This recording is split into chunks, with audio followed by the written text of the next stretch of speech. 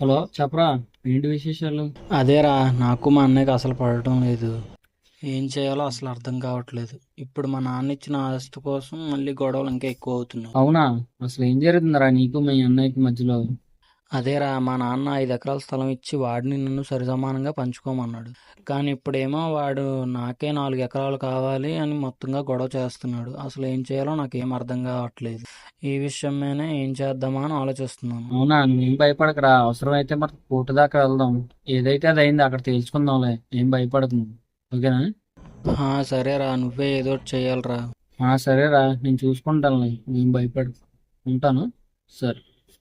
తమ్ముడు ఏమైందిరా? అదే అన్న, మా ఫ్రెండ్కి వాళ్ళ అన్నయ్యకి గొడవలు జరుగుతున్నాయంట. ఆ విషయం గురించే మాట్లాడుతున్నాం. నేను లోపలికి వచ్చే ముందే అంతా విన్నా. ఈ రోజుల్లో ప్రతి చిన్నదానికి గొడవ పడడం ఫ్యాషన్ అయిపోయింది. లైట్ తీసుకో అన్న, ఇప్పట్లో ఇలాంటివన్నీ చాలా కామన్ గా జరుగుతున్నాయి కదా. అవునరా, నువ్వు చెప్పింది నిజమే, కానీ మన సంస్కృతి సాంప్రదాయాలు మనకు నేర్పించింది ఇవేనా? అంటే ఏంటన్నయ్య, మన చరిత్రలో ఎవరైనా పురుషోత్తముడు ఉన్నాడా?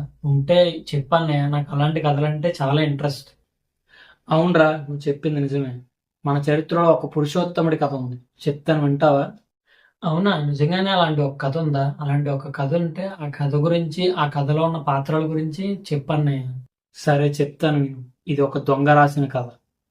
ఏంటి, ఈ కథ ఒక దొంగ రాశాడా?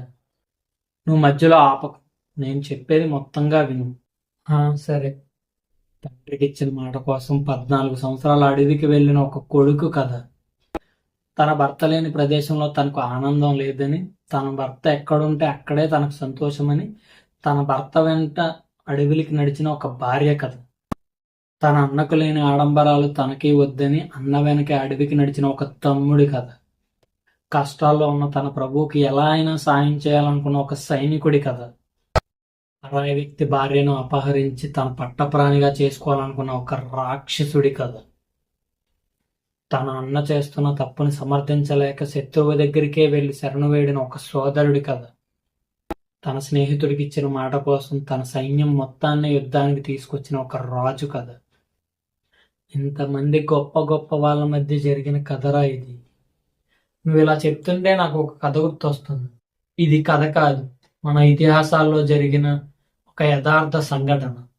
రామాయణం. జై శ్రీరామ్.